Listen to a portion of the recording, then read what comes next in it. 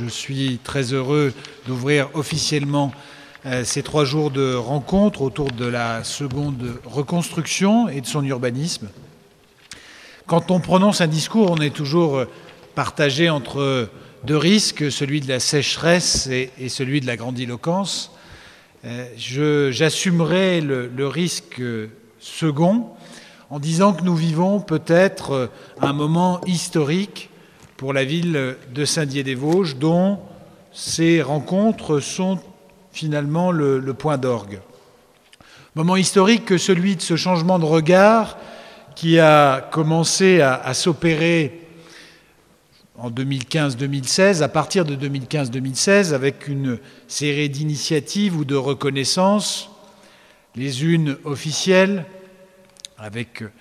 le label Architecture contemporaine remarquable pour le centre-ville, plus spectaculaire encore et nous l'espérons plus durable aussi, au-delà des changements de dénomination, le classement, l'inscription au patrimoine mondial de l'humanité de l'usine Le Corbusier, et puis cette série d'initiatives et de réflexions qui cheminent depuis lors pour essayer d'accompagner cette perception différente, de penser aussi que cette architecture, qui certes représentait un horizon de confort pour beaucoup des citoyens qui ont eu à la découvrir dans les années 50, mais a été aussi ressentie comme une réalité de perte de traces et de monumentalité parfois mal comprise, eh bien cette architecture peut être aussi aujourd'hui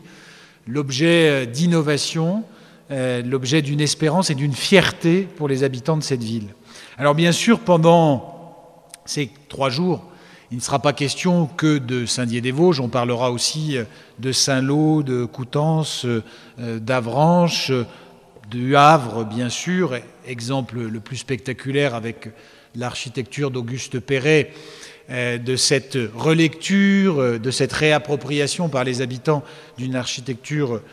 inspirée du mouvement moderne. Mais bien sûr, pour notre ville, c'est un sujet de fierté que d'accueillir ces rencontres. Et je dois ici, c'est le rôle de celui qui introduit, remercier et saluer la mobilisation de 3 écoles d'architecture à l'origine de ces rencontres. L'école d'architecture de Rouen, l'école d'architecture de Nancy, à laquelle nous lie un partenariat très fécond depuis plusieurs années, et l'école d'architecture de Versailles. Je précise aussi que ces rencontres, ou plutôt les communications de ces rencontres, feront l'objet d'une publication à laquelle, nous le souhaitons, la communauté d'agglomération pourra être associée et qu'elle est d'ores et déjà, je le dis, prête à accompagner dans sa réalisation, comme nous le faisons pour un certain nombre de publications qui nous paraissent marquer des dates dans l'historiographie de notre territoire, y compris quand il s'agit de le situer dans un ensemble plus vaste. Il me reste donc à vous souhaiter de bonnes rencontres. Je sais qu'elles seront rythmées aussi par des visites de terrain. Cet après-midi, à 17h30, aura lieu la visite de l'usine verte qui est située tout près d'ici, dont les portes avaient déjà été ouvertes le 17 mai 2014 au début de ce mandat municipal et avec laquelle la réflexion autour du secteur patrimonial remarquable devra nécessairement être conduite. La visite de terrain qui aura lieu demain à Corcieux, mais également à Gérardmer, celle qui a commencé à Saint-Dié-des-Vosges il y a quelques heures, pour se rendre compte des multiples richesses de cette architecture, de cet urbanisme, qui est, je le disais encore il y a quelques minutes, le support d'imagination qui nous est livré par ceux qui nous ont précédés. Voilà, je ne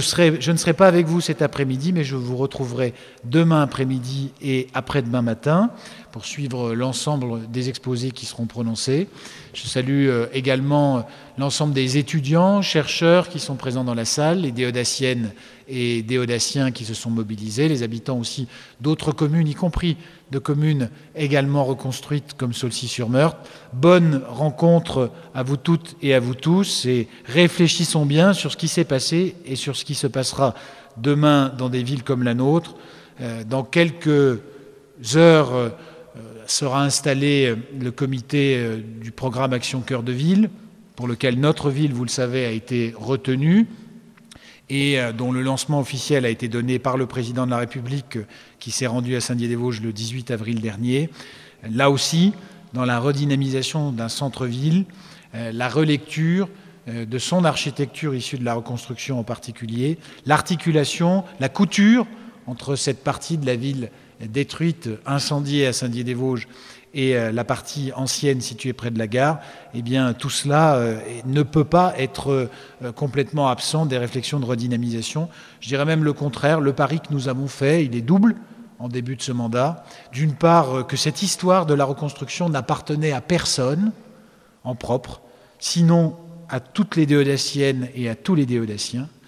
Le deuxième pari, c'est que l'avenir de cette ville devait être nécessairement pensé avec les architectes, avec ceux qui ont en charge la préservation du patrimoine, dans une nécessaire co-construction